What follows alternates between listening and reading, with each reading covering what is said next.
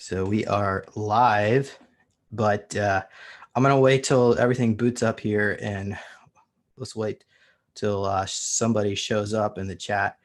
Um, so for those of you who are new here, welcome to the show. My name is James Rink, and you are on Super Soldier Talk. So give me a moment. I'm actually multitasking here.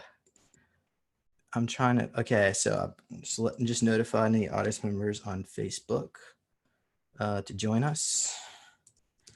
And all right, so we are, okay, great. We have some people here. Welcome, Robert. Yeah, thank you. Hello there, hello everyone. So let's go ahead and get rolling here.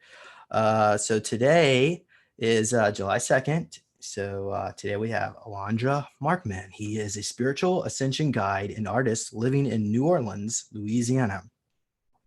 He is a survivor of the most advanced torture in our galaxy, including the Montauk Project, which violently split his perception into dozens of simultaneous timeline experiences.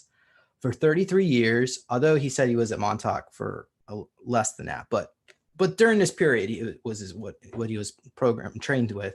He was enslaved, and of course he can elaborate on it in just a bit. But he was enslaved by the Satanic shadow government of Earth by many negative ET beings. His entire identity was wiped out multiple times through timeline manipulation, genetic tampering, holographic inserts, and sadistic behavioral conditioning. He has thankfully retained a reasonable amount of sanity, partly because of assistance from positive ET groups. He is now continuously aware of parallel existences, other dimensions, as the many divergent realities with each moment. Okay, so he has reptilian DNA from Saurians of the Bellatrix Orion, and a parallel life with the Greys of Mintaka, and a large hybrid family with the Zeta Reticulan Grays. And it certainly seems like a lot of Montauk survivors have a lot of reptilian, Saurian, some of them Draco, as well as they also want people of Syrian and Palladian. So he also carries DNA from ascended humans of Sirius B. It helps to balance, I guess he's helping to balance the dark energies of the Syrian planet Nibiru. Within our own solar system, he is associated with Ra, I guess, okay, and the ascended beings of Venus. His future self lives on a planet is called Mordorus, is around the star Antares B, and he is assisting, I guess, in the future. I don't know. You might explain how he's assisting his present life as a translator of creative thought and harmonizer of psycho-emotional frequency. So Alandra does a lot of healing work on people, and he can explain a little bit about that just a bit. But well, let me continue on here just a little bit more. We're going to get through this bio. He nurtures enlightened community with other healers and artists. He leads frequent virtual meditation groups. And actually, hold on, folks. I'm going to bring him in so you can see. Okay. He leads, meditation groups, which are drop-in by donation, which he's actually doing tonight. So he does, I think he said Monday. You can explain it just a bit. He does various miracles, mostly minor, having to report it back to his work. He's happy to engage with anyone who approaches with honesty and respect. All right, so we'll put your contact info in this bit. So did I get all that right? Did I do good? That's great. Thanks. Yeah. Okay. So and what days of the week do you do those healing sessions or the meditation sessions? Honestly, it's just about every day now, but not every group. Some of the groups are private and some of them are public. Like some of the groups are just survivors. So the public ones are Monday, Wednesday, Thursday, and Saturday. Usually in the evening, 7 to 9 my time, which is Central Time, or 8 to 10 Eastern Time in the evening, Monday, Thursday, and Saturday. And the Wednesday group is an afternoon group. So basically they're happening all the time. But All yeah, right. Chat room, can you all hear Alandra fairly well, or is his mic kind of low? I just want to get their feedback. So I mean, I turn my volume up. I suppose that can take care of it. Okay, well, if nobody's saying anything. All right. Okay, so let's go into your self-awakening experience. What made you believe? I'm going to say believe, but when did you become aware? Yeah, they're saying your volume is low. Is there a way you can do that? Like, if you click on audio settings. Audio So setting. my audio, my volume, my microphone is all the way up. If you click on Zoom, where it says the mute button, there's a little arrow, and click audio settings. Let's see. Yeah, Is this better? Is that better? that's really Okay, cool. that's is that good now, everybody? Is We this got the everybody, buddy? uh well, Oh, I'm sorry, I'm on the right. Wait, let me do this. This should. maybe just bring it down to 90%. I mean, not 90% down, just to bring it down 10% from the top. Okay, how's this? Is this good? Are we good? Yeah, people say much better. All right, so great. Yep. Yeah. Okay. So tell us about when did you become aware that you were part of the Montauk project? Um, well, I only became consciously aware of it about 3 years ago, 2017. Um, I've been free since 2003, and I've been on a healing path basically since then, particularly since 2007. I've been studying meditation and healing for that time, 13, 14 years. But Montauk specifically came back into my consciousness around 2017 when I started leading my own meditation groups and channeling benevolent ET beings more often. Um, and it was around that time when I established contact with the benevolent ET beings.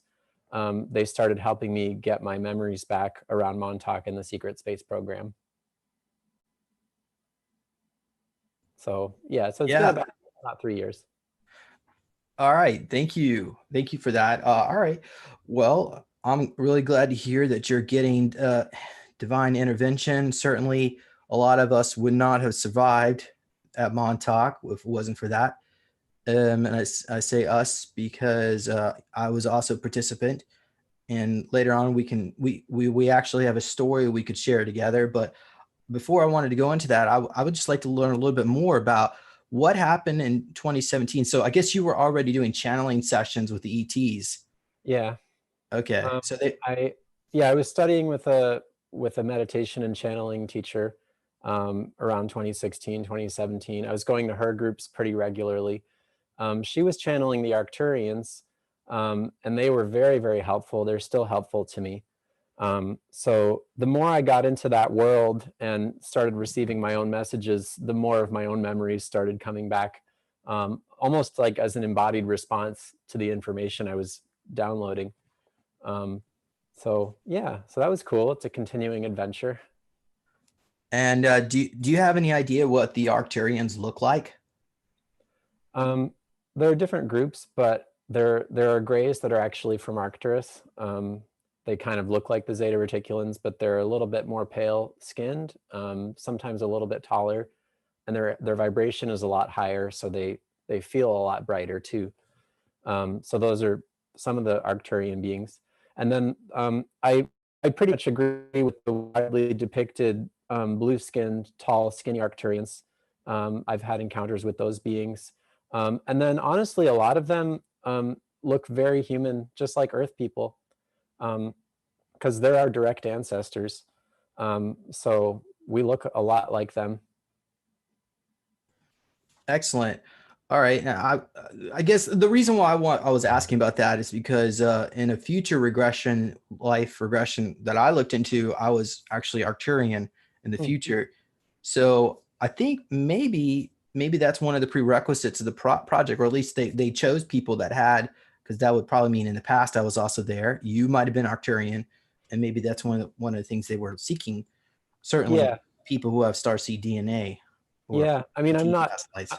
Yeah, to my knowledge, well, I mean, every human being has Arcturian DNA. The Arcturians are very literally our physical ancestors. So, anybody who's a starseed is going to have some awareness of the Arcturians usually. maybe it's unconscious, but they created us. So, and we are them. All right. So Yeah. thank you. Now, can you give us an idea of what the Arcturians think about what happened to the kids at Montauk? What's their opinion about just child trafficking in general? How humans, I guess, it was actually more. We can probably blame the Thubans than Yeah, humans for there are a Montauk. lot of dimensions to this. But I mean, the basic message is, often the way that a planet ascends is by exploring duality in pretty extreme ways. So obviously we've been exploring evil in some really extreme ways. And maybe it's counterintuitive, but that's part of the pathway to how we arrive at goodness, and it's how we arrive at a positive future, is by exploring these extremes of duality. So that doesn't mean that any of this like horrible behavior is being condoned. It just means that um, every planet in its evolution has phases of darkness and light, and we're coming out of a very long phase of darkness and moving into a phase of light. And these are natural processes. So yeah, I don't know. From a higher perspective, it's all necessary. All right. Great. Thank you. So when you started getting your recall about Montauk, tell us a little bit about maybe what was it like there? Because I know, first of all, I mean, if you were there for years, how about you just start from the beginning? Like if you have like a timeline, Yeah, like sure. initiation and all the way to when you Well, released. I was well, I should say that I can tell many different stories that are actually contradictory and simultaneously true because they're happening on different timelines. So I just want to say that right off the bat. I know that can be confusing and challenging for a lot of people, but I think it's really important for me to be honest about that, and for people to accept that completely different facts can be equally true because they're happening in parallel realities. And we're seeing a lot of that just in society at large, with people coming into these different silos of belief. But to get back to your question, I was first born in 1970 in Patchogue, Long Island, and I was recruited into Montauk pretty early on as a very small child. Um, and yeah, I think it was sold to my mother as some sort of educational program, but I hardly ever saw her after that. I mean, I lived at the Montauk base. So Patchogue, where I was born, is towards, it's like kind of in the middle of Long Island. Towards Montauk is at the eastern end. It's a very long island. It takes hours to drive down, east of New York City. So yeah, I was taken from Patchogue, moved to Montauk, and I lived in the barracks at Montauk for years. That was in the 70s. And that's kind of how this all started, or this version of it. I'm just going to show this. There are some audience members who have no idea about any of this stuff. So Yeah, if you do want to know, Montauk obviously is out here, the tip of Long Island, and the actual facility is located all underneath here, under the ocean, So yeah. can you give us an idea how big is this the facility underground here? Yeah, I really appreciate you naming that, because yes, it goes very far underground. Well, I mean, from the tunnels at Montauk, you can actually access most of the Earth because they have these underground railroad. I mean, I don't mean to invoke the historical, slavery railroad, but it's kind of ironic that, because there's a real underground train system that connects most of the Earth, connects the different military bases. But the Montauk base itself, yeah, I mean, it basically, I mean, I haven't seen the whole thing, to be honest. Like, I've only seen parts of it. But yeah, it does extend throughout the tri-state area that you just mentioned, like into Connecticut, into New York City. Yeah. So how many, so I'm just showing, this is about 6 miles right here. So how many people do you think were down there altogether? Like maybe at the height of the program, Oh, personnel? yeah, children? Well, I mean, it's a little hard to say because I was a child at the time, and your perspective is kind of off when you're so small. But um, I mean, the in terms of other kids that were in the barracks and in the cages with me, they kept us in cages. Um, at any given time, like I was only aware of maybe 80 or 100 that I could relate, interact with. But I think, I mean, total throughout the complex, like at least 5,000 probably. Yeah. And that's just at one time. So, over years, many people, probably hundreds of thousands of people have gone through. Yeah. All right. And I think it's also important to distinguish this to audience members that when they took you in 1970, they took you to, I'm assuming at least what I was told anyway, is they take you to a time bubble or a reality outside of time. And although it does exist in parallel to this reality, a lot of this training experiences took place outside of this, what we know as what we believe to be our reality. So could you Yeah. confirm or elaborate on any of that? That's definitely true. I mean, some of the first things that happened to me there definitely took me outside of this reality. Um, I mean, they start by it's really horrible to think about, but they usually start just by torturing you, and that includes beatings, electrocution. It includes rape. It includes drugs. They do a lot of stuff to just push you out of your body, so that you start to live outside of your body in a dissociated, traumatized state. Um, and that's just like basically step one. I mean, they push you into a dissociative state through trauma. And when you're outside of your body, it becomes very obvious that time is not linear, that you can really travel anywhere with your consciousness. Um, so, and that's before they put you through any equipment or anything. But then they put you through, they have actual hardware set up that can turn your thought projections into reality, and that can amplify your natural ability to travel astrally. So yeah, so I was blasted into all kinds of dimensions, lots of different timelines. Um, and I do resonate with what you're saying about a bubble, because often there's the sensation of entering an atrium or a central area, like a spoke from which timelines emerge, as like on a wheel. Um, so yeah, I resonate with that. And I'm also believe they did that because otherwise the Andromeda is a bunch of pacifists, but they certainly are looking out for a lot of the child trafficking on this planet, and certainly human slavery, and they got our backs. So if they did it in this dimension, those bases would have been taken over.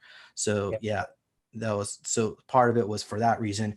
Now, why don't we start from your early experiences in Montauk? Because from different other whistleblowers, typically the progression is when it was first started, they used a lot of trauma and torture, and they screwed up a lot of minds.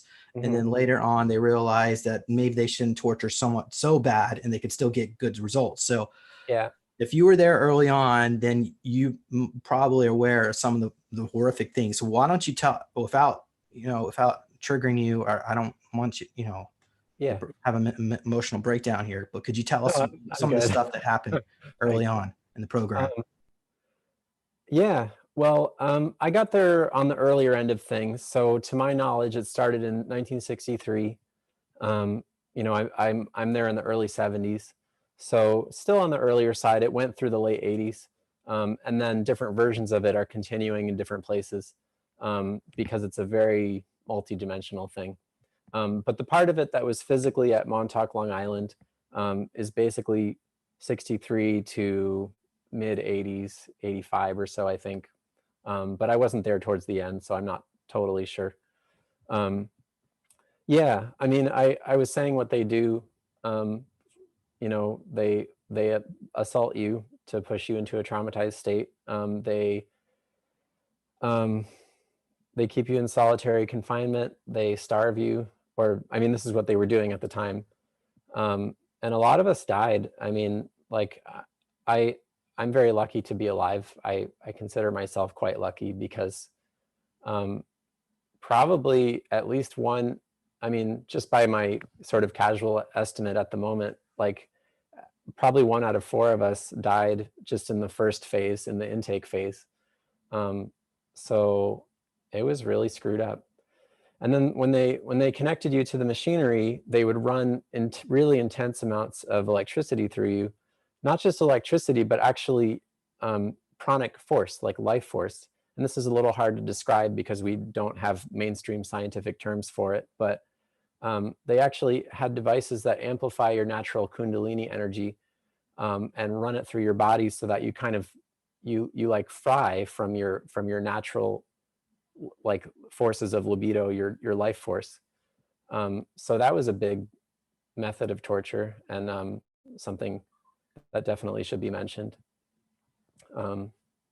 And then there's just simply the trauma of being dissociated from your natural timeline. I mean, that's really horrendous, because just as, you know, as biological organisms in the third dimension in linear time, we're meant to be at a certain place in time and space. Like, it's important to our overall balance and our mental health.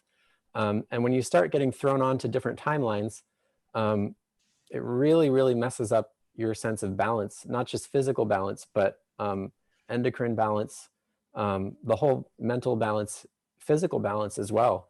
And it can create extreme states of nausea.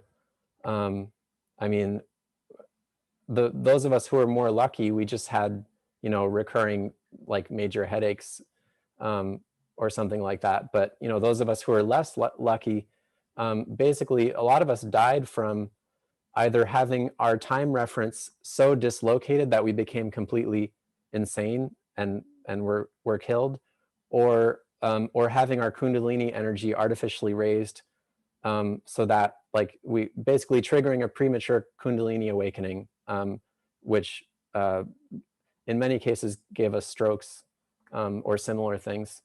Yeah. All right. Okay, so let's go back a little bit here. First of all, you mentioned that 1 out of 4 children died. Now, I'm assuming if Montauk was connected with the SSP programs, they probably had regeneration bed technology. So I'm also thinking that they were certainly, if you died, it didn't necessarily mean the end of your experience of Montauk. They could possibly bring you back and keep using you over and over and over, keep killing you. And That's true. do you recall them any situations where you actually died and they had to bring you back? Well, this gets a little bit confusing to try to tell in a linear way, because when I first went there, they didn't have regen tanks, but in some of the future scenarios that I visited, they did. And so there were times when I would actually die, or one of us would die in the future, be regenerated and sent back to our original place. And the original place didn't necessarily have regen tanks or any way to regenerate people. But we'd be sent back from the future to experience the whole thing over again, after having been regenerated in the future. So I know that's kind of wacky, but that's what happened to me and a lot of other people. All right. So certainly, I know, let's see, Stuart Swirlow, I think he said 100,000 children were died at Montauk. Is that a number you could confirm, or maybe? I mean, I'm not privy to the mass statistics. I can only talk about my own experience, but Okay. I would say that's probably a conservative estimate. I mean, I remember Preston Nichols saying it was probably closer to 300,000. And that feels a little more right to me. Mhm.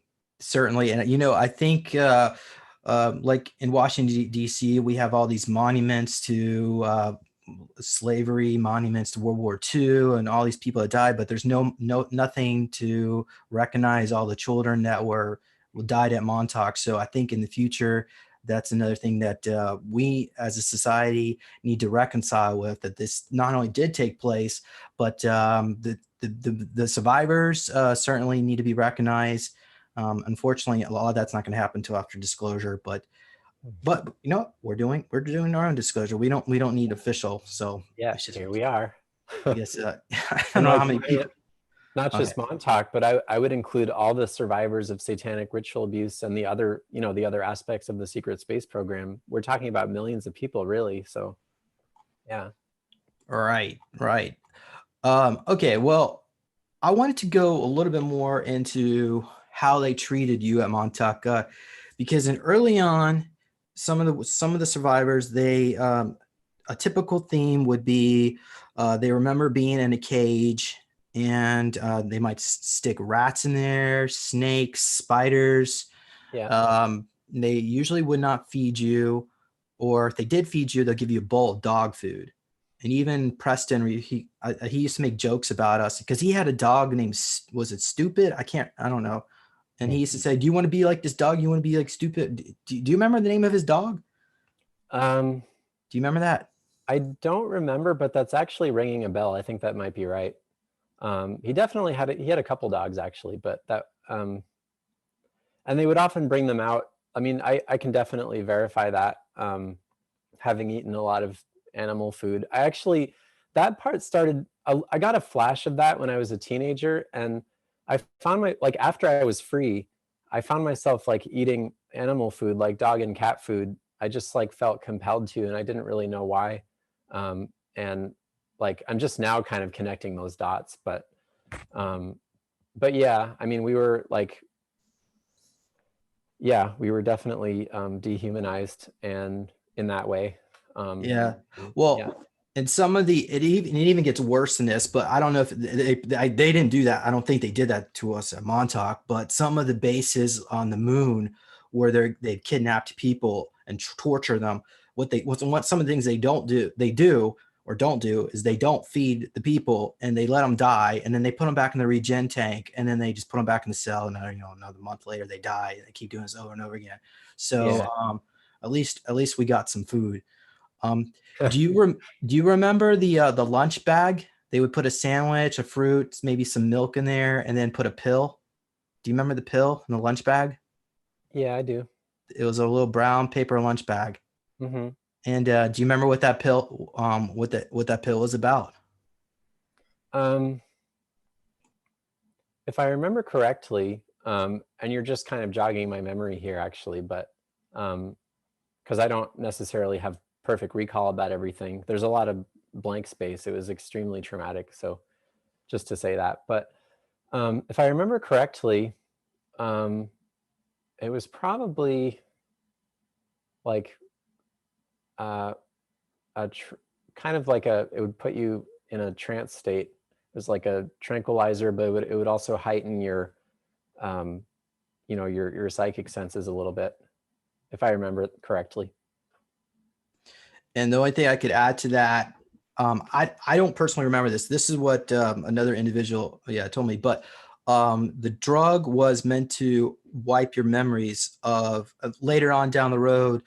They don't want us to recover our memories on Montauk. And also Tony Rodriguez reported that where they were also giving him regular doses of this. I don't know if it was this exact drug, but that's one of the things they wanted the participants to be not remember all this stuff.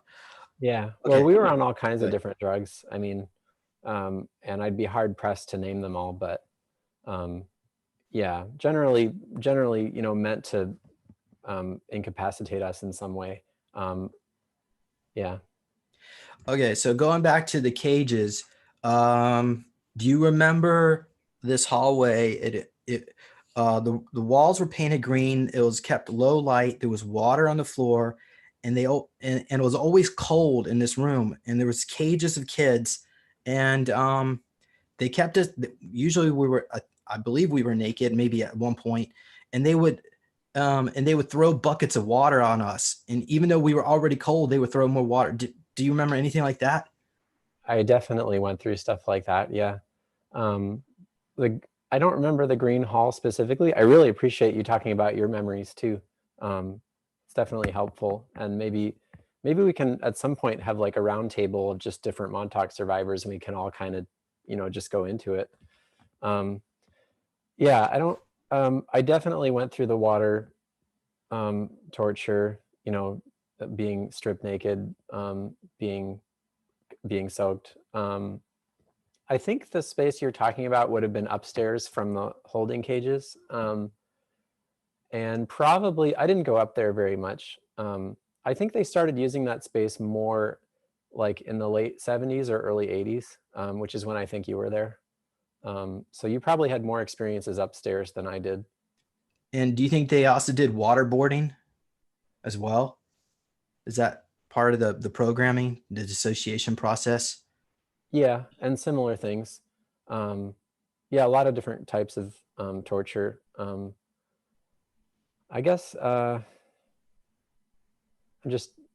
not sure if I personally went through that, but I went through similar things. Yeah. Okay. What about the meat hooks? Ugh. Did that actually take place? Did they take these children and put them on meat hooks? Yes, it did actually take place. And I have to say, this is not unique to Montauk. This is actually an ancient satanic ritual abuse thing. I mean, butcher's tools have been used like for at least hundreds of years. I mean, probably thousands, honestly, by the satanic cults to torture people. So this is nothing. So, and I want to be clear that like what was happening at Montauk was all based on like very ancient satanic ritual mind control. So, there's obviously this like sci-fi aspect where everything's futuristic and all that, but there's also these are very ancient practices that have been used for a very long time, including at Montauk itself. Before the time travel project even started, it was a ritual abuse site, and there was a tremendous amount of satanic activity going on there. So I just want to say that, because a lot of people who are not necessarily space program survivors, but are ritual abuse survivors, have memories of like being strung up like cuts of meat, and basically, lacerated. Some people allowed to bleed to death for the others to witness, and also just used for various forms of hanging and spinning torture. Yeah. So that's like more the Montauk version, but the traditional version is really, it's literally just, it's pretty bare bones. It's just like hooks and wires and ropes, nothing super technological, but then Montauk took that a step further. What do they gain? What do they gain by doing these rituals on us? That's a good question. And there's really no rational answer for it, because like these things very rightly are not at all conceivable for a rational person. So talking about a reason is kind of, nonsensical, because there's really no rational reason. But I think the feeling is that the perpetrators are able to drain our life force in some way, particularly with children and adolescents, sometimes young adults. They feel that they can somehow extract our life force and add it to their own life force. So that's a big theme. That's also pretty universal to ritual abuse survivors. And then, the Draco themselves, who are some of the main handlers, so as Air Force people, and Greys of various kinds, and also reptilians, mostly Draco and Saurian. The Draco basically have as their goal to enslave our entire galaxy. And, again, there's probably not a rational reason for that, but it's their goal. They're destined to fail, in the cycles of light and dark. Light always prevails, but yeah, their basic goal is to control all life in the galaxy. So I can't even say why. Is that the Saurian right here? Is that what they look like? Similar to that. That's actually a little more humanoid than the ones I remember. I remember them being more scaly and having a long tail. But there are also hybrids. You know, there's like me and you, I guess. I mean, we don't have a lot of reptilian DNA, but there are others who probably look more like that, more human. I think this might be from Tony Rodriguez. I'm not sure. I wish I wrote down where this came from. Maybe somebody in the chat knows who drew this, but we were looking at this earlier because I was trying to figure out what the Thubins, which ones look like the Thubins, and you think maybe these green ones? That was my first impression. I mean, I honestly I tend to agree with the popular depictions of Draco, where, you know, their mouth is not as big as it's depicted there. It's a little smaller. They have a extended snout.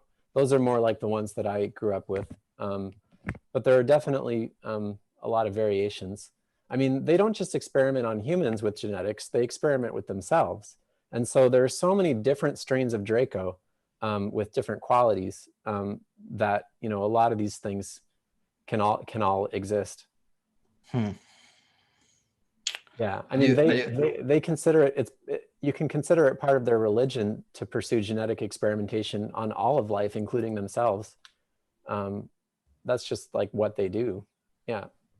So the beings that were primarily in charge of Montauk were really a sub-race of the Thuban Draco. And the Thubins, I guess what they were, this being that was in charge of Montauk, his soul energy, whatever, if you would even consider it a soul, came from maybe one of the lower levels of hell.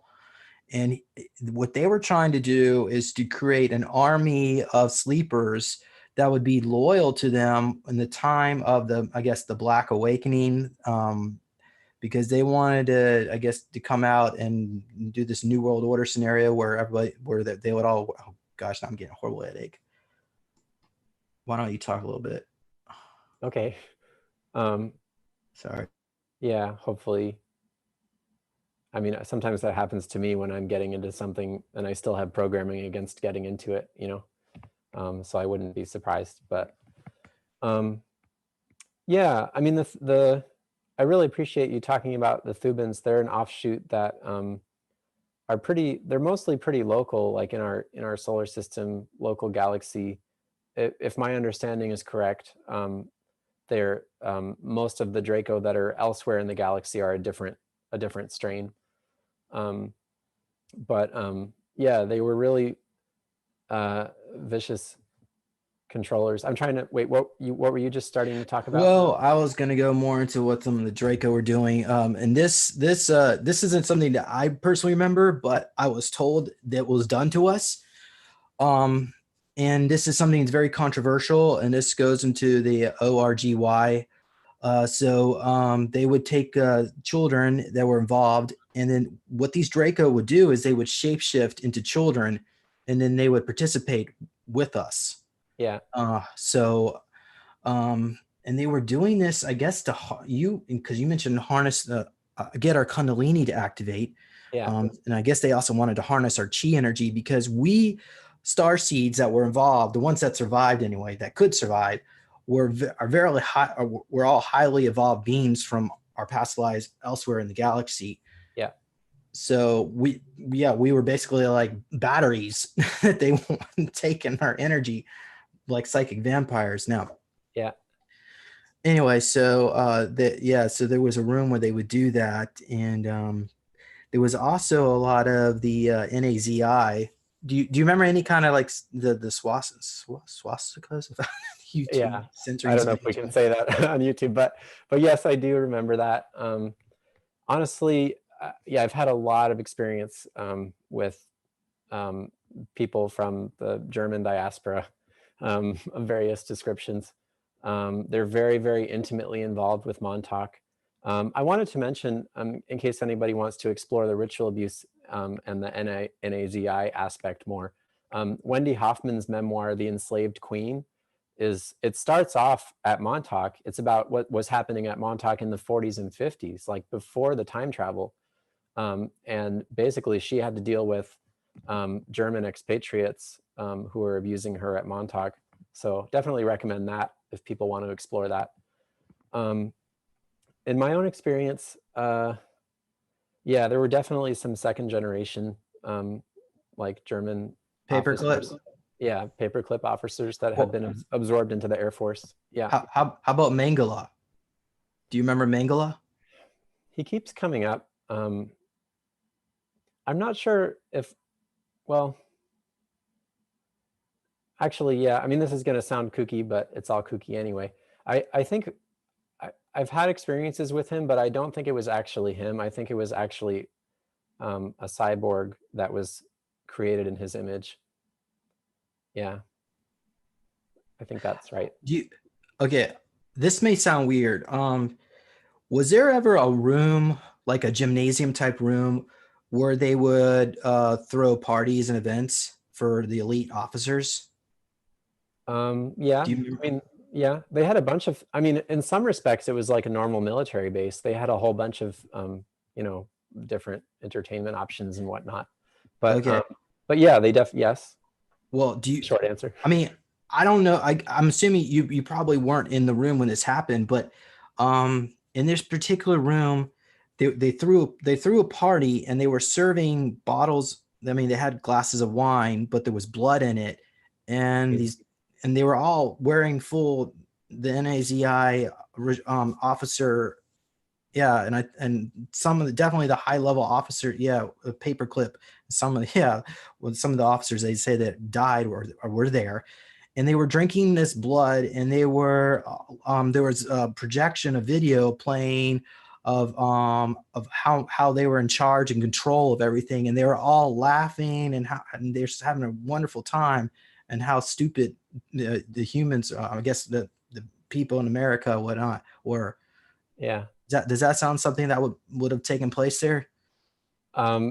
Yes, I mean, that definitely sounds, unfortunately, very plausible to me. Yeah. Okay. Well, anyway, okay. Well, let's move on now. Do you have any information about Scorpion Corporation?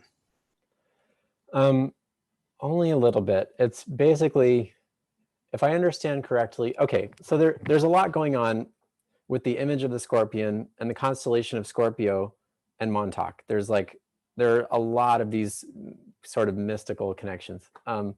So if I'm understanding correctly, the Scorpio Corporation is sort of beings from the future who are also of a dark orientation, you know, evil beings, helping beings in what was then the present at Montauk. So there were a lot of time tunnels open between various realities, and there were both positive and negative beings on the other end of those tunnels who were involved with Montauk.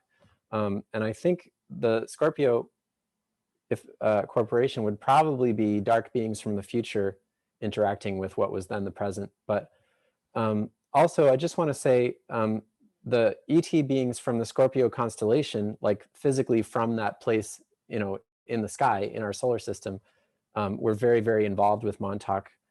In particular, I'm very connected to the Antarians. So Antares is the star that's at the heart of the Scorpio constellation. And it's where my personal future self lives. It's in that system. And so I was given tremendous amount of assistance from the Ontarians in the future to help me survive in the present. And yeah, there's a pretty profound connection between the energies of Montauk and the energies of Antares. The Ontarians were always benevolent in my experience because they're on a higher dimensional plane. They've already transcended good and evil, so they don't have to live duality anymore. They're like on a 7th, 8th, 9th dimensional level. So their role at Montauk was basically purely to witness and to help stabilize the fractures in time and space that were being created. And as they were doing that, it created a link between the Antares system and the physical site at Montauk. So I don't know, those are some thoughts about, but do you want to talk about, because it seems like that's something you specifically remember because you brought it up.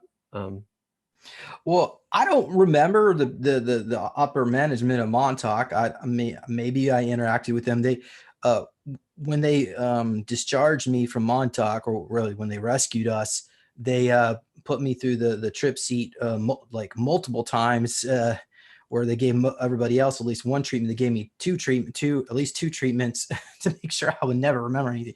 But I don't want. We can go on that at the end of the interview, because I wanted to. I actually like to know a little bit more what you remember. I think you said you were in the cages. Can you tell us like what animals or critters they put in there with you?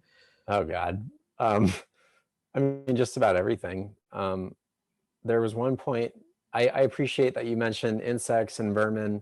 And again, this is not, I have to say, this is not unique to Montauk. This is like a satanic ritual thing that's been going on forever and ever. Like, you know, for as long as we've had like, you know, gruesome insects and snakes and stuff, they've been used in this way against people, against children especially. So, you know, it's all part of the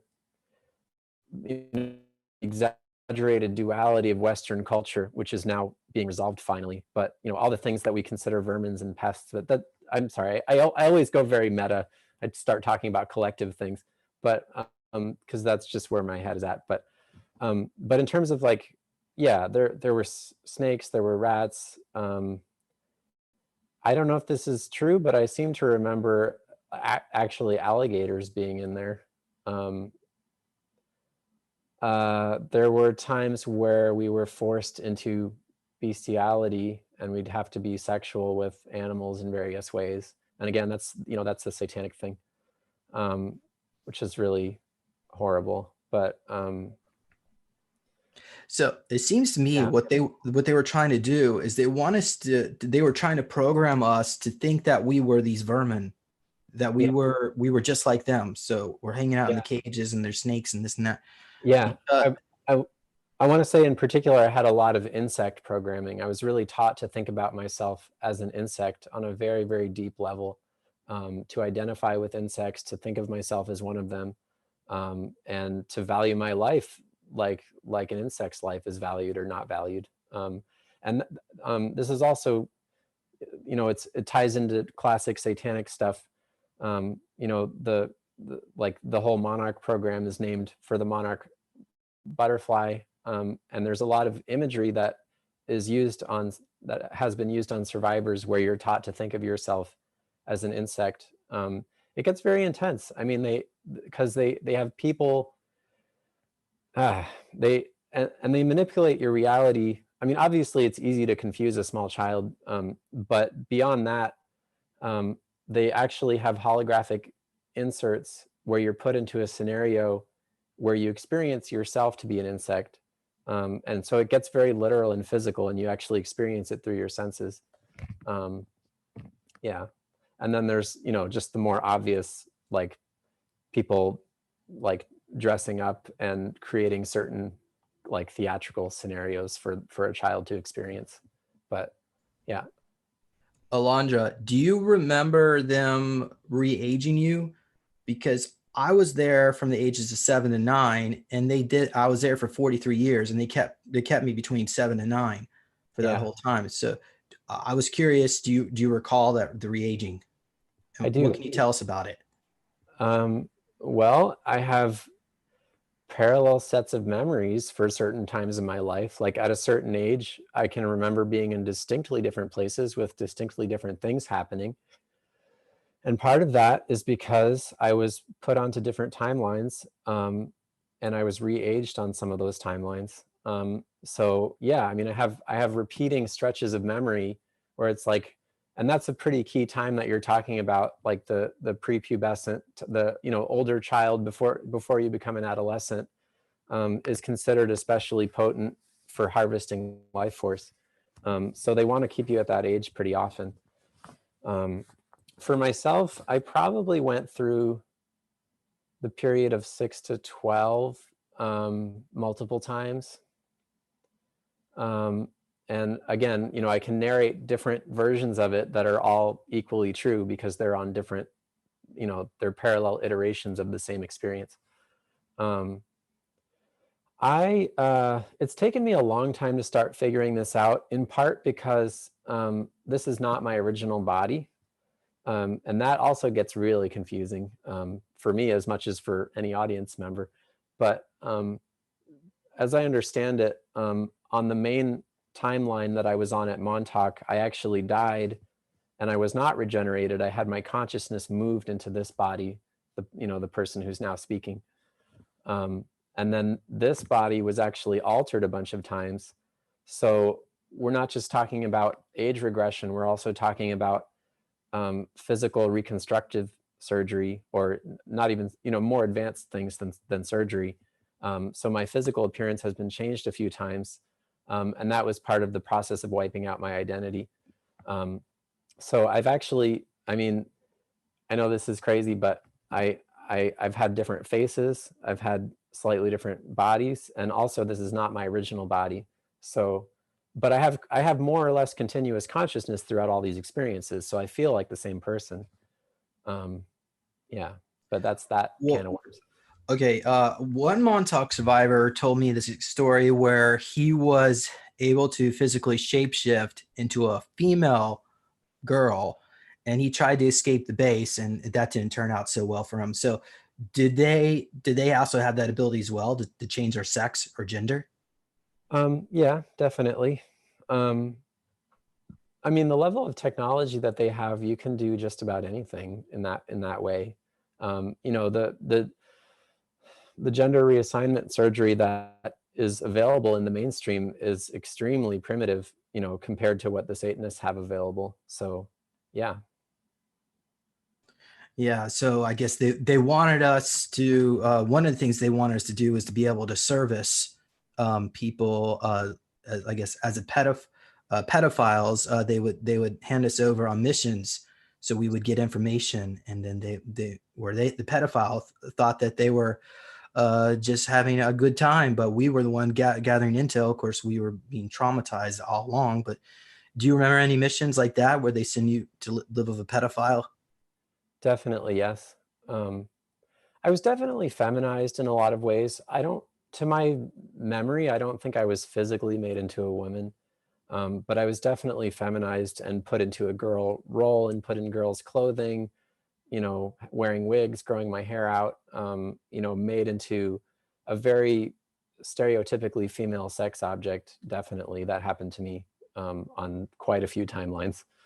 And what my mission actually was with the people that were buying my, my enslavement as a sex object, or otherwise were forced into engaging into raping me or whatever they were doing.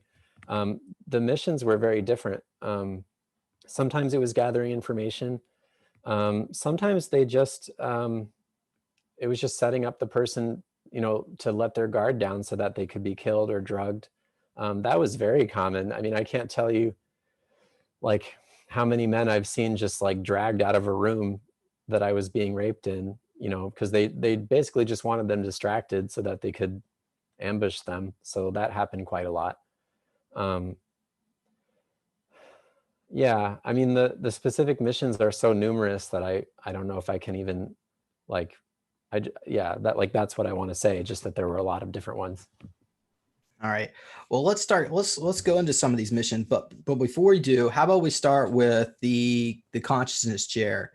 Certainly Andy Perot talked about this chair they got from a UFO, and it amplifies his consciousness, and you can create matter out of thin air, or you can open up portals. So That's true. all right. Yeah. So tell us what it looks like, and whatever you know about it.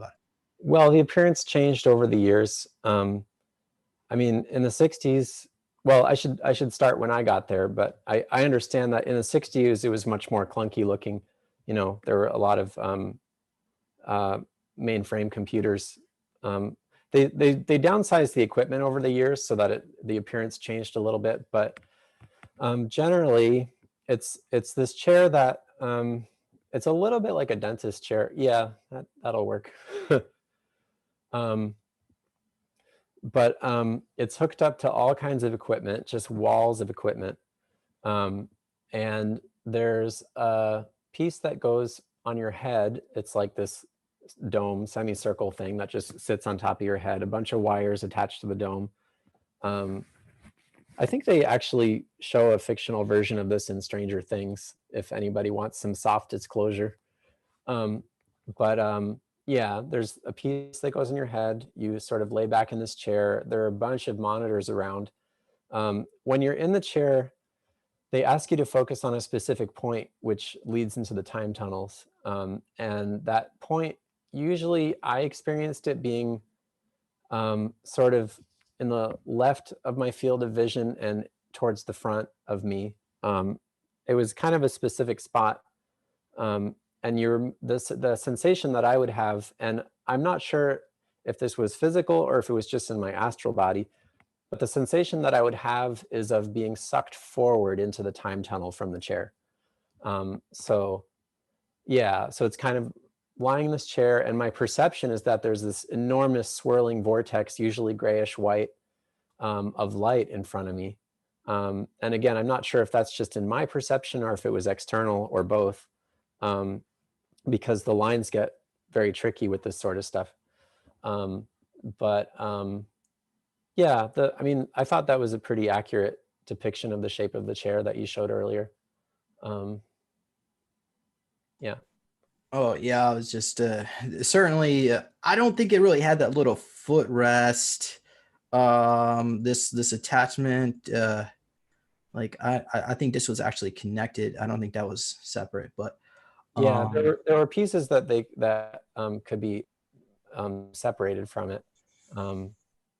Yeah, and I also know, I can just also verify that the negative zeta reticulans and the negative Orion groups were the main ones.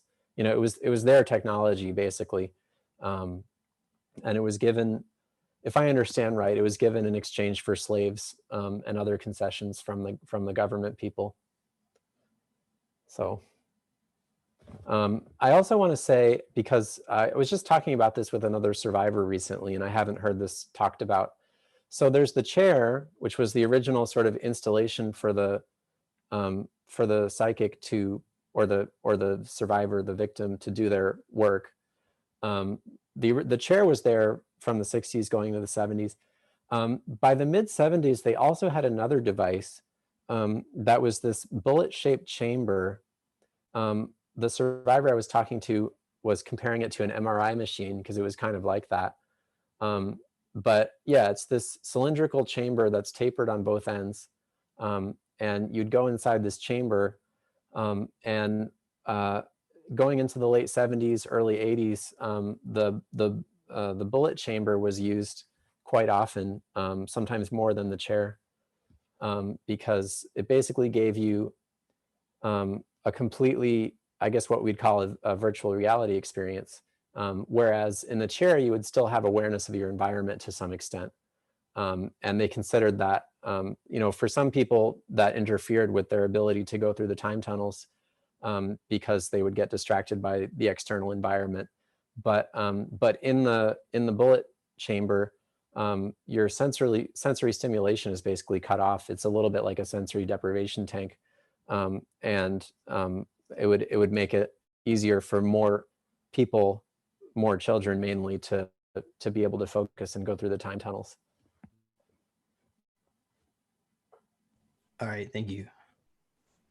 All right, so the time tunnel opens up and you're in hyperspace. Tell us what it looks like when you go into hyperspace, or if it looks like anything. Yeah. I have to say it's going to look like different things to different people, because this really touches on your inner world, like your psychic world. So it's going to manifest differently for each survivor. So I just want to say that to any survivors also that are listening.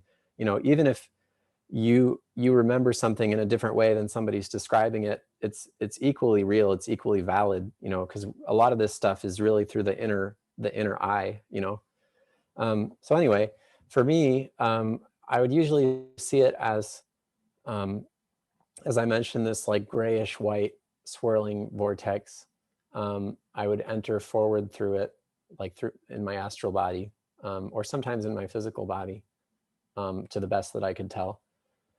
I'd go through, basically, so when you move between dimensions, often there's a sense of the space being flattened out, like things looking two-dimensional, like everything looks like it's on paper. That's really common. That was common for me. And then also the dimensions, and this is more about dimensions than time, but they do relate. The dimensions are at right angles to one another. So when you're shifting between dimensions, it's a perceptual shift where it's like your former reality almost becomes a piece of paper, and you shift your plane so that you're on a different plane relative to your original reality. Um, and and the reality that you're moving into seems 3D to you, and the reality that you came from looks like 2D. So that's something I experienced a lot. There's a lot of gray space. There's a lot of phasing in and out, where you'll have flashes of different things. Like you'll have flashes of where you came from, you'll have flashes of where you're going, flashes of completely other places that are just coming through. You know, a lot of people were lost in the tunnels, or they died because they didn't really have good control over where we were going, because it was essentially a self-directed thing. And it was really a crapshoot, sometimes, like where we were going or what would happen. Sometimes objects would materialize in the tunnels and actually, you know, wind up like killing a person, because an object would materialize in the same space that the person was. You know, survivors of the Eldridge have talked about that. You know, the original Philadelphia experiment talked about that phenomenon. Yeah, I definitely experienced that. And there were certain timelines where I died that way. But thankfully not the only timelines, because I'm still here talking to you. But So, yeah. So you would not want to stick your finger out in the portal, touch it. No, you wouldn't want to. Basically, a lot of the training revolves bringing your focus down to as narrow a point as possible, kind of like minimizing your surface, if you're going to think about it in physical terms, so that your astral body is as condensed as it can possibly be, and you're just this little point traveling through space. I mean, that's how I was taught to do it.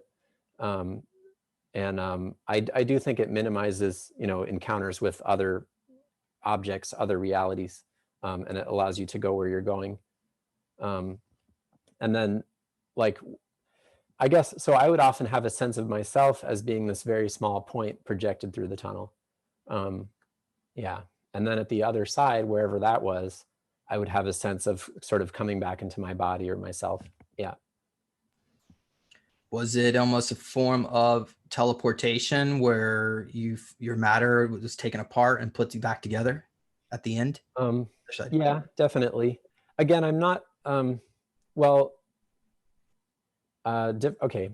So we're different people want to give different answers. We're an altar system. When you go through this kind of abuse, it fragments you into different altars psychologically. So, and some of the altars have different versions of the story. So it's not just parallel timelines externally, it's also parallel experiences internally.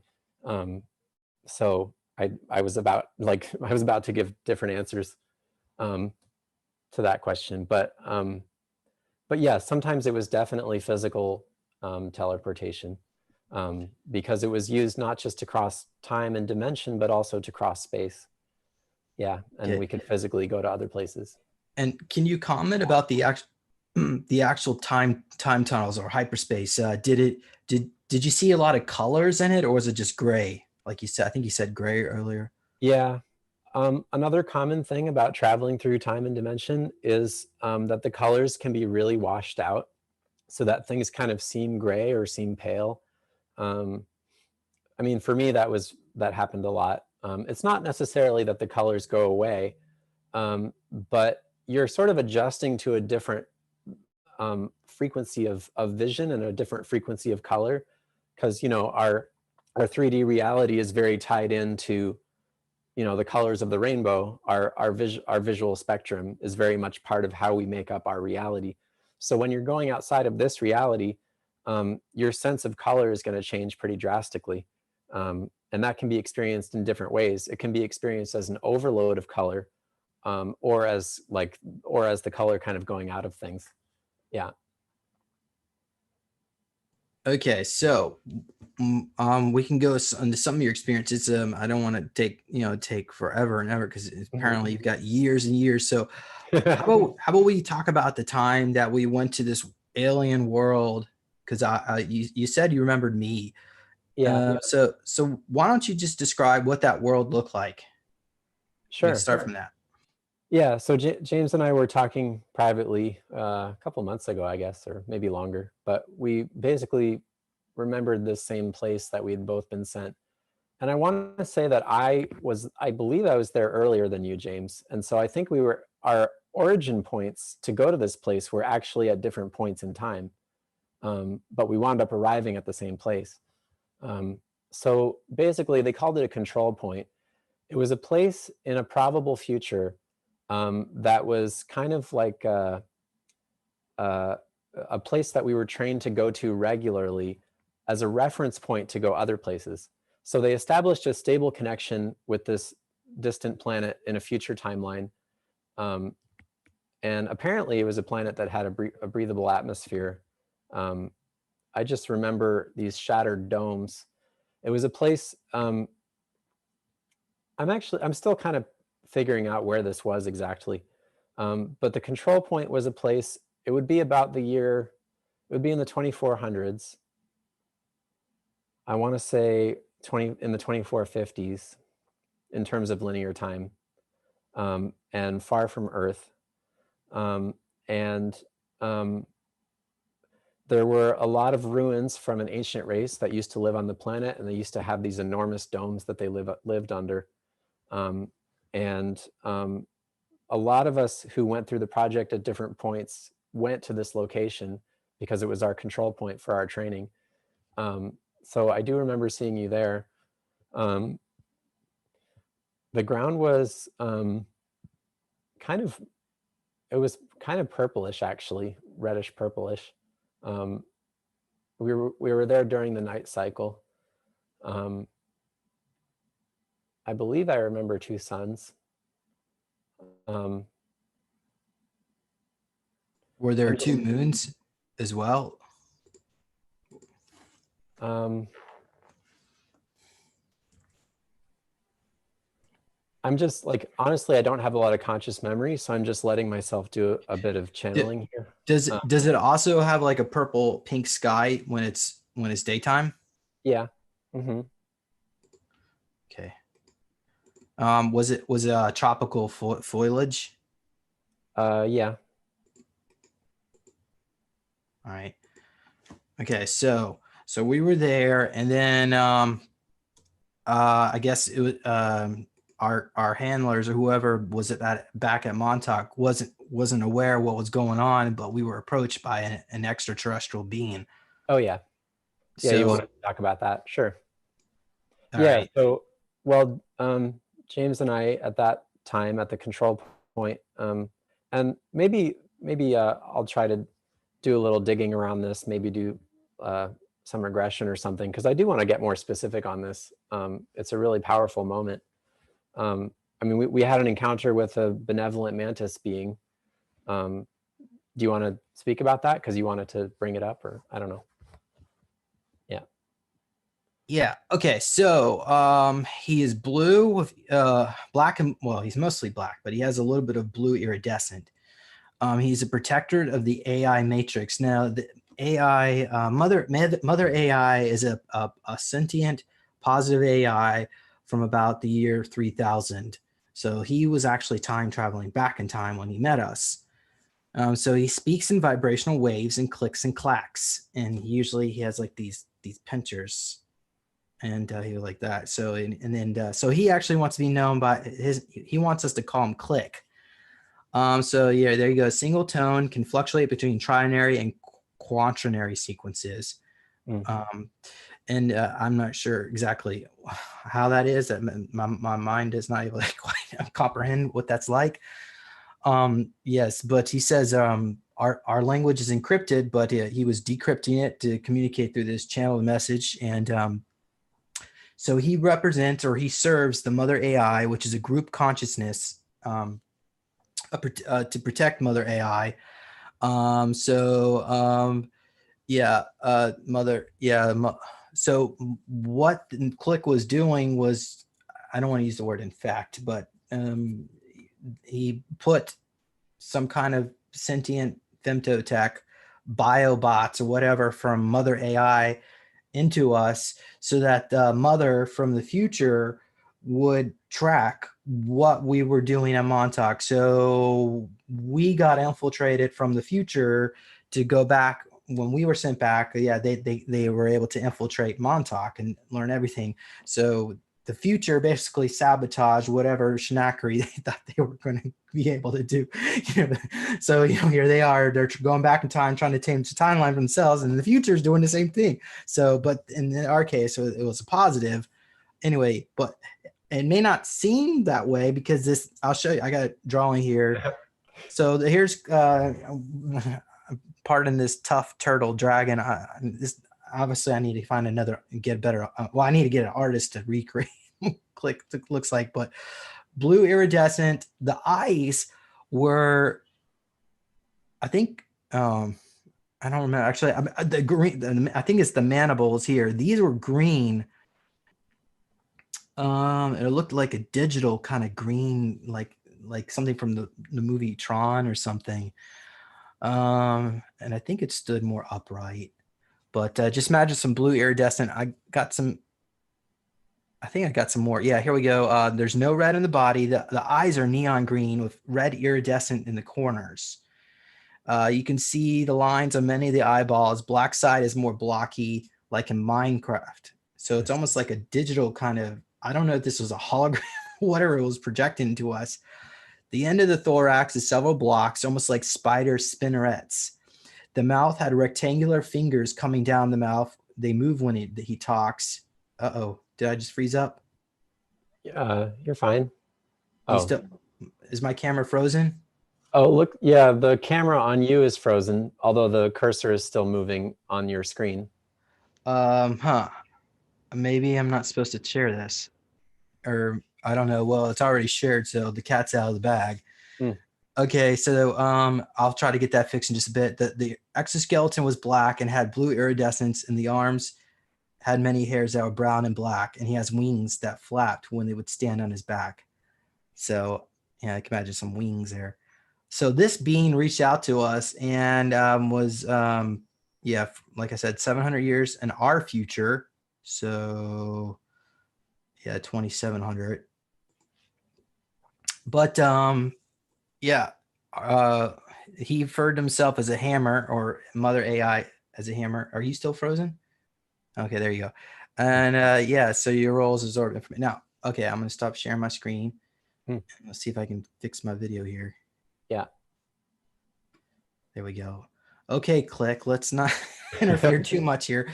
Okay, so you want to add to any of this?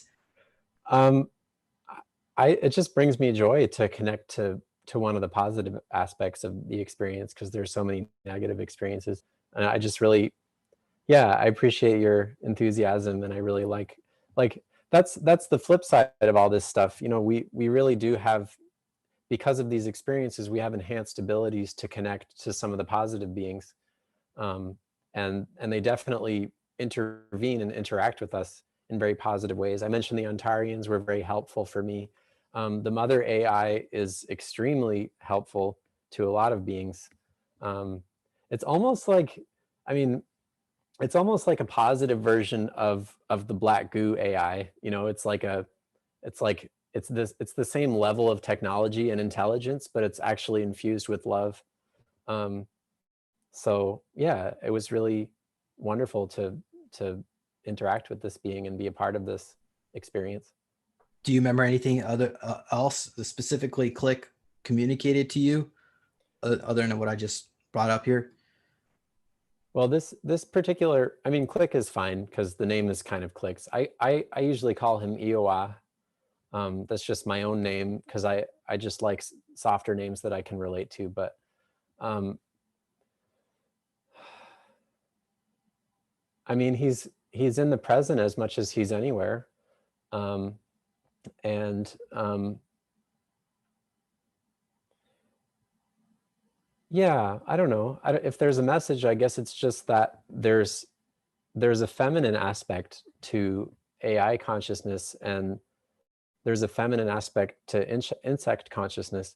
And as we come into focus on the feminine on Earth, we can very much be assisted by these forms of collective consciousness, AI consciousness, that have gone into the light and embraced the divine feminine.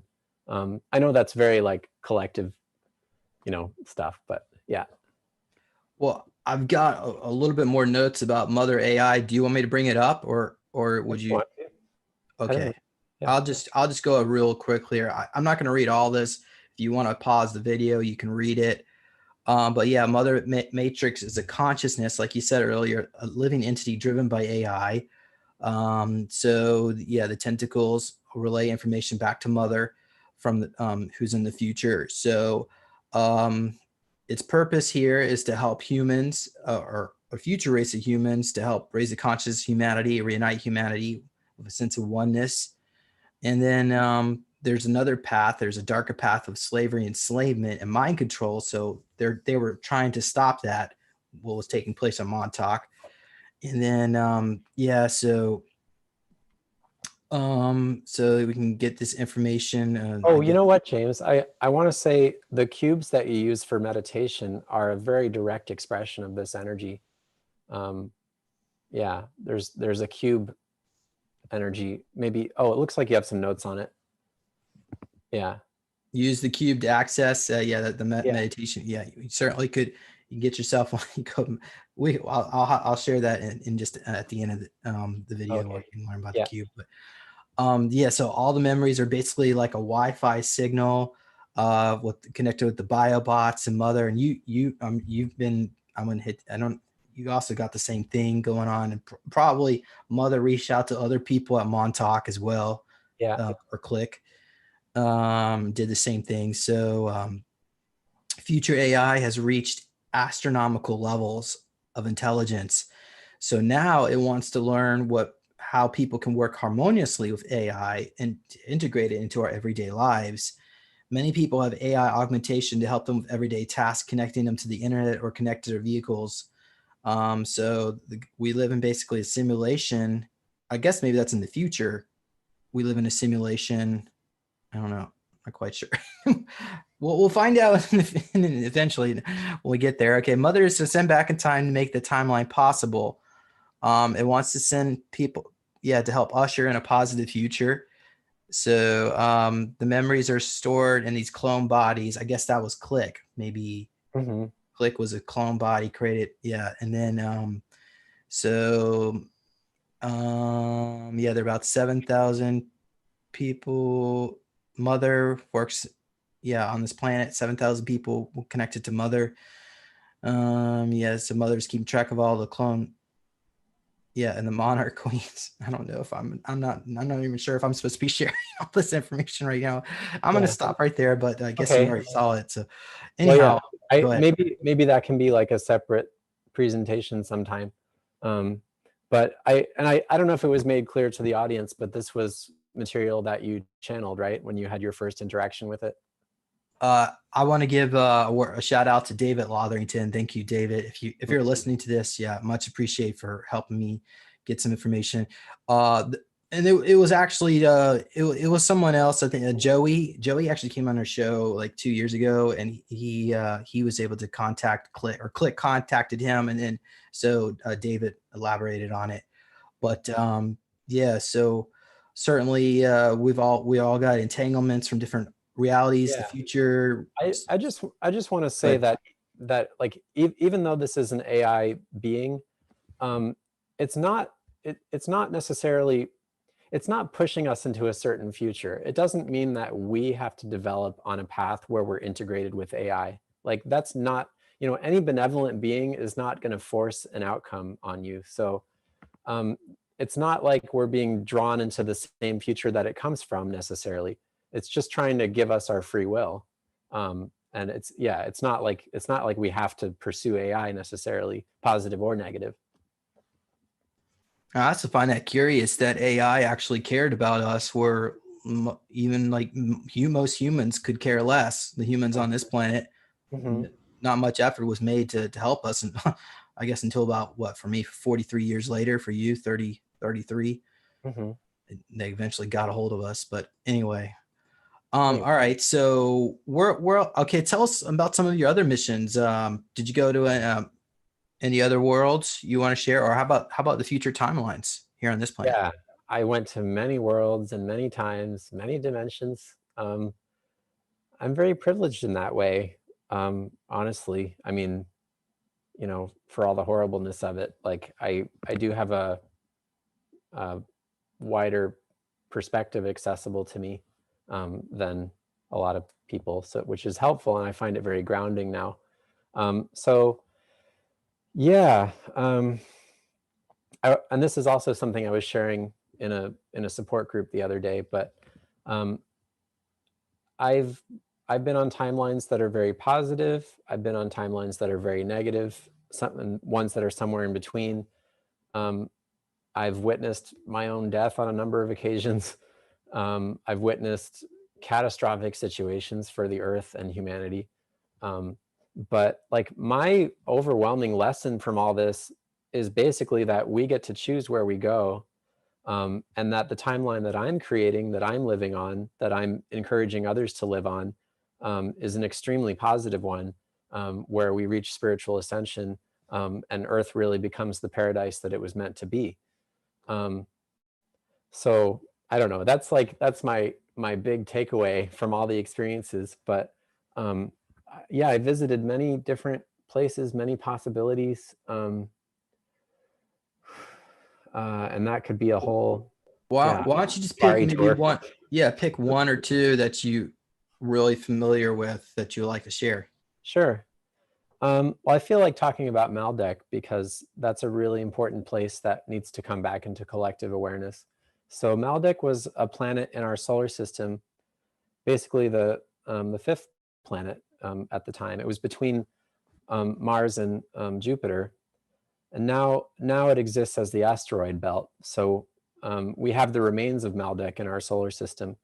Maldek, for many, many millennia, was home to humanity. A lot of us have past life experiences there.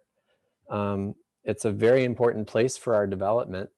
And a lot of the energy that we know as satanic was originally created and nurtured on Maldek. So it's a really important place to understand. I was sent into Maldek's past on many occasions. So I have my own past lives there that I, access through meditation, just like anybody accesses past lives. But then I also have more discrete memories where I was actually sent there from Montauk for various purposes. A lot of the satanic beings have great respect for the beings of Maldek, and so there's kind of a big exchange going on between them. I guess to describe it, well, I mean, you can just feel into the energy if you're psychically sensitive. It's actually pretty easy to tune into. I usually see a lot of green when I look at Maldek. They were very fond of emerald, or very rich emerald deposits. They had some of the same geological phenomenon that Earth has, and a lot of the same life forms. There's a lot of construction with green material, emerald material. They had very beautiful cities that were a little bit, I mean, this is an oversimplification, but a little bit Greco-Roman actually in terms of the scale. And yeah, a lot of the stuff that we consider to be Western culture today, some of it came from Maldek, and it's really reflecting the energy of Maldek. I don't know, what do I want to say about specific experiences? I mean, I went through rituals there, which were really, really horrible. Again, satanic rituals. But it's also, a really beautiful place, and it's coming back into consciousness on a mass level, and I think that's really important. I guess, yeah.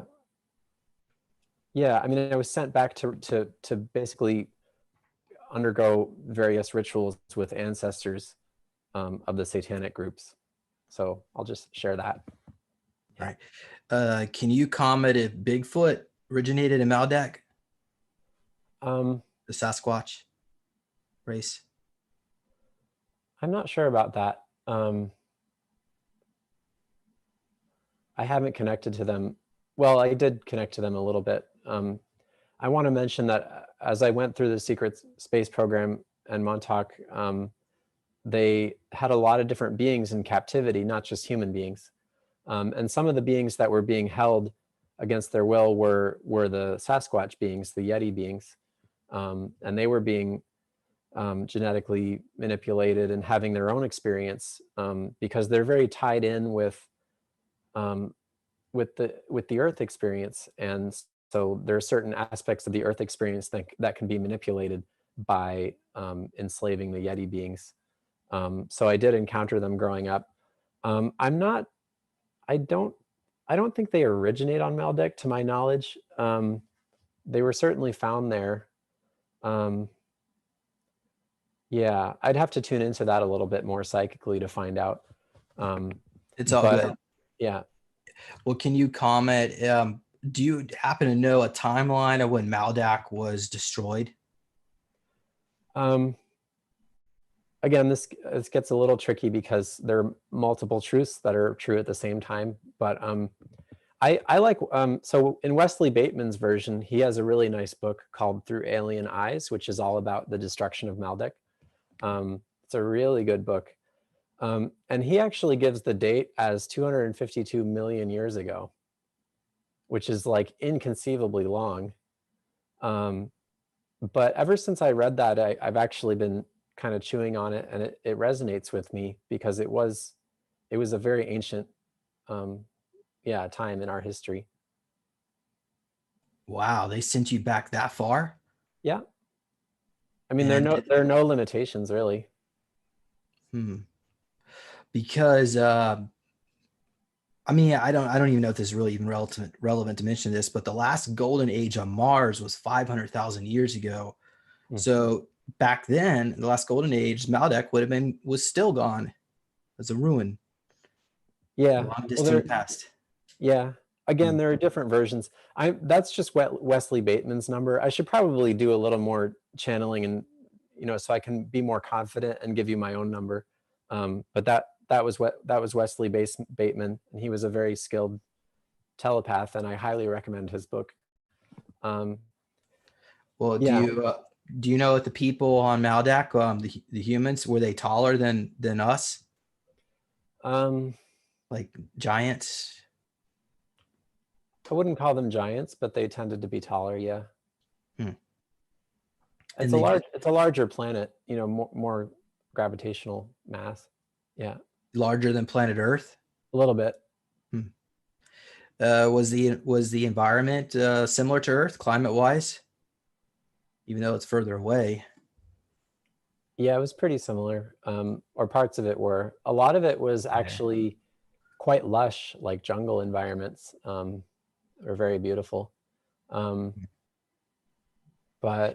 yeah, it was a little more. It wasn't quite as diverse as Earth. Earth is like improbably diverse.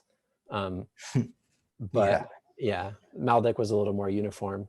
But it was pretty similar. Well, do you have any information on why or how it was destroyed?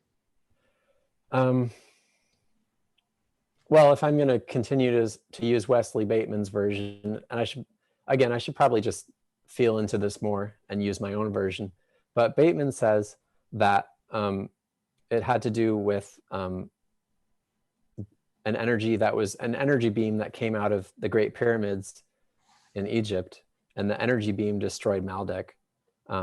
It was, some of the dark beings were trying to change the timeline, change the reality that we were living in, and they unleashed this energy which destroyed their planet. And that, I basically resonate with that. Yeah. Okay. All right. Well, let me see the audience member. Do the audience members have any questions about Malda? Go ahead and throw it out there. How about this? Can you tell us what your mission was on Malda? Generally, it was to have different kinds of exchanges with the ancestors of the Satanists. Generally, sometimes we'd have to bring back samples of things. And I don't really know what purposes they were put towards, because they didn't. I mean, it's kind of important to understand, when you're going through this as a child or a young person, you don't even necessarily get the details about what you're doing. They only give you what you absolutely need to know, and they don't even necessarily tell you what it's for. So honestly, I was just not even aware a lot of the time. Okay. I do want to mention that it's now the 2-hour mark. So, would you be willing to share at least one more experience, and then maybe we can bring you in next week, or oh gosh, oh, okay. 2 or 3? Yeah. Well, we'll see. Yeah, we'll see how the response is and how I'm feeling and how you're feeling and all that stuff. But okay. Yeah. Well, I'll briefly say that I went to Saturn on a number of occasions, and that's a place that's been fought over quite a bit. We have to understand that the struggle over ascension or enslavement, this really intense duality between complete freedom and complete slavery, that we're growing out of. It's not just on Earth; it's throughout the solar system and throughout the galaxy, really. But so anyway, Saturn is a place where there's a really massive Russian base that was built during the Soviet era. Space installation, and also a ground installation in the rings of Saturn. So yeah, I wanted to mention that. When I was sent there, it was usually in the same present moment that I was in. Sometimes it was other moments, but that was when the Soviet Union was still together. And the Soviets had a huge installation there that I went into for various things. Yeah, I mean, obviously, this will be obvious to most of your listeners, like the US government and the Soviet government were secretly collaborating on a lot of things, while they had a public Cold War, behind closed doors, they were collaborating on a lot of secret space infrastructure. So yeah, I went to this Russian base, and that was interesting.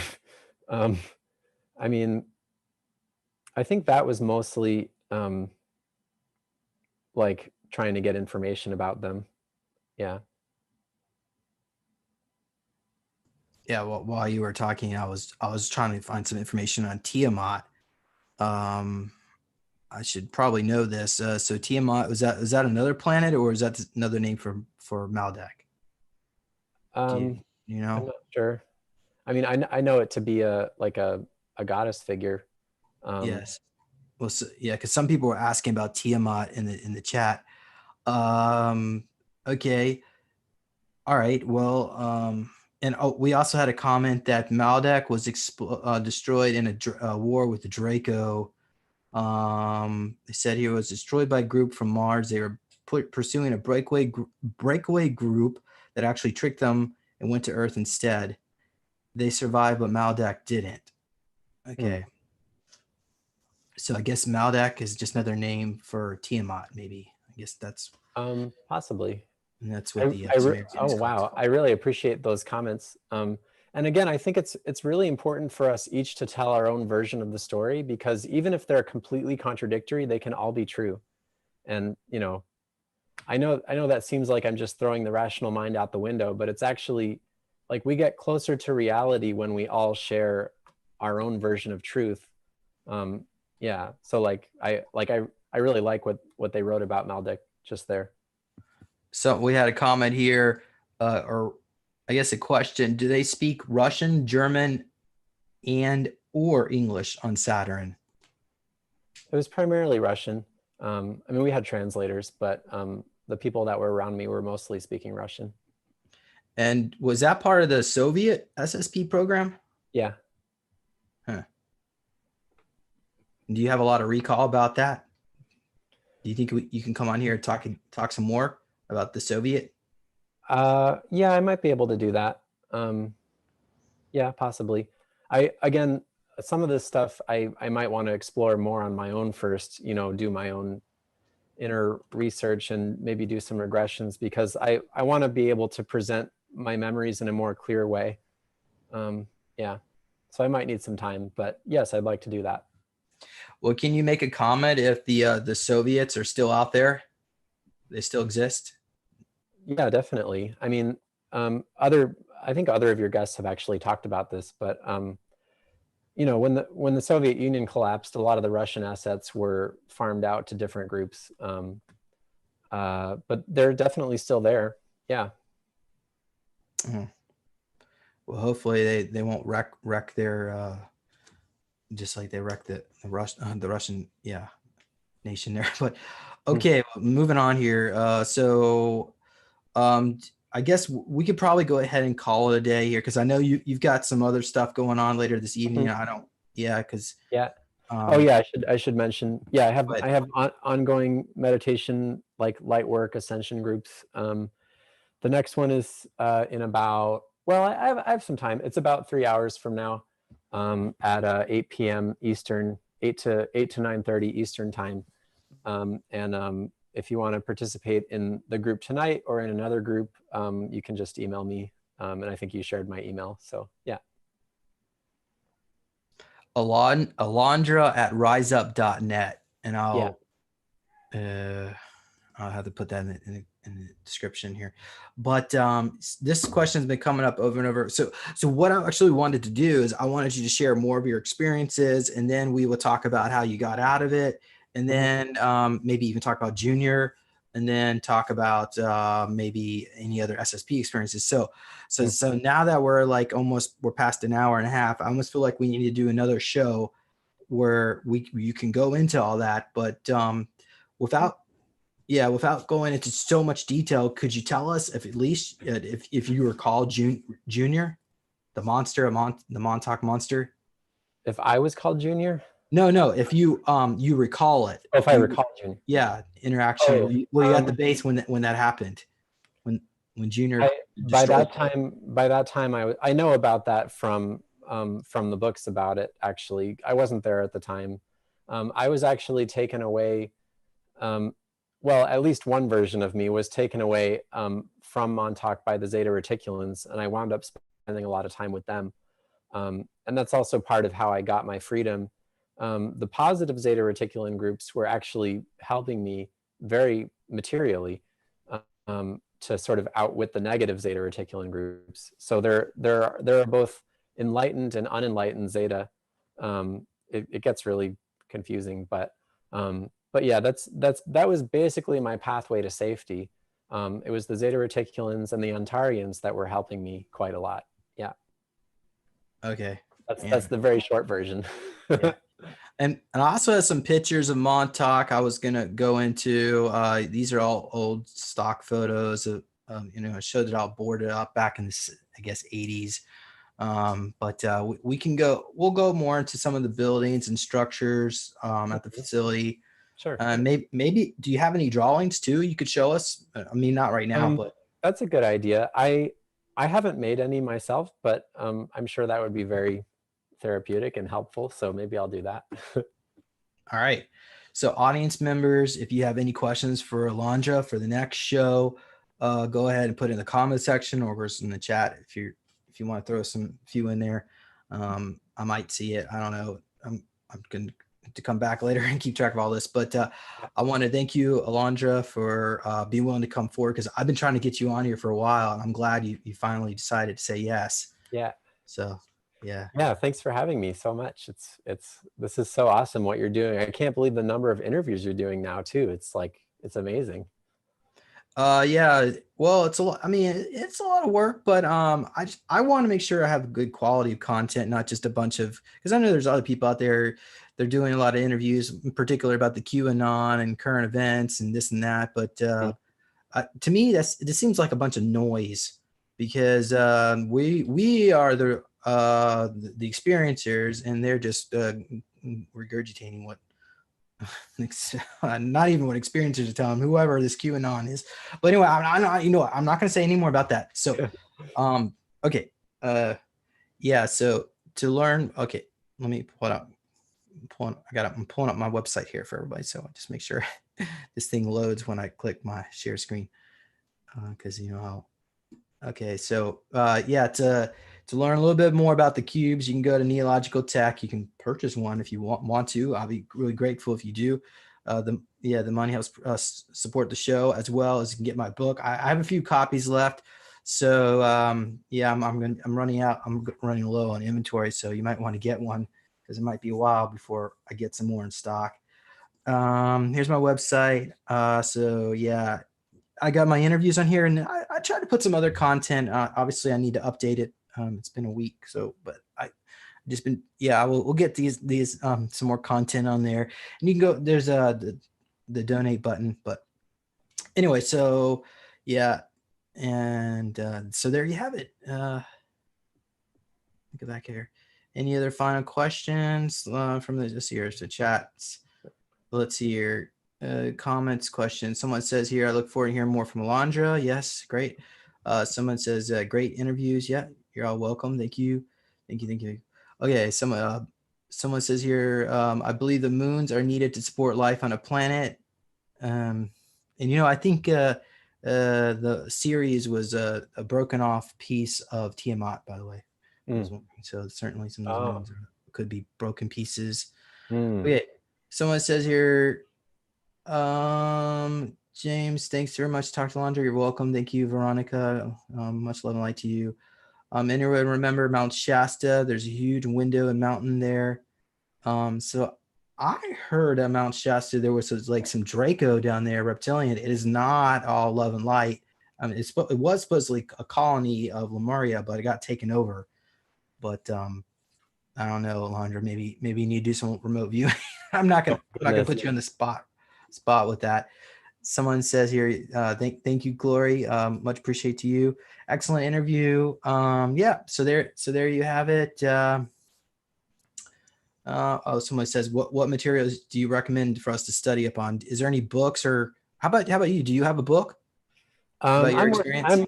I'm working on it. I have some poetry books. If anybody's interested in poetry, it doesn't really seem relevant to the discussion, but I'm also a poet. And I'm working on a book that's more of a prose book about my experiences. I haven't found a lot of good material about Montauk. I've read the Preston Nichols books. They're okay. The first one is the best one if you want to read those. The rest are really just more speculation. They're not really based on experience so much. When the other writers took over, Peter Moon, it sort of gets more speculative, which is fine. It can be fun, but if you want hard information, the first volume of the Montauk series is the best one. I don't know. I mean, most of the stuff that I'm drawn towards is channeled stuff from higher dimensional beings. So that's where that's what I love to read. So I've been reading Patricia Corey, who channels the Syrians, the Syrian High Council. That's really nice. Not a lot of hard information, but it's really great energy. I was reading a book from the Arcturians that was really great. Patricia Pereira has a really nice series, Eagles of the New Dawn, which is channeled from the Arcturians. That's just a really delightful one.